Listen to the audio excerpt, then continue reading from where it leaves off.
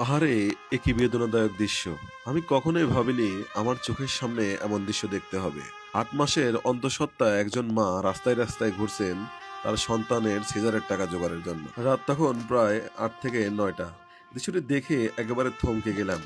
উপস্থিত জনতাও কেউ থমকে যাচ্ছে যে একজন মা কতটা অসহায় হলে এভাবে রাস্তায় নামতে পারে। আপু, আপনার নাম কি? আমার নাম খাদিজা। বাড়ি কোথায় আপনার? আমার মার বাড়ি ময়মনসিংহ। আপনি এখানে কোথায় থাকেন? 10 নাম্বার, মিরপুর 10। আপনার ভাই বোন আছে কি? জি, বোন আছে একটা, ভাই আছে একটা। ওনারা কি করে? ওনারা ছোট, ওনারা কিছু করে না। আপনার স্বামী কোথায়? আমার স্বামী আছে, কিন্তু সে কাজকর্ম করে না ঠিক মতন।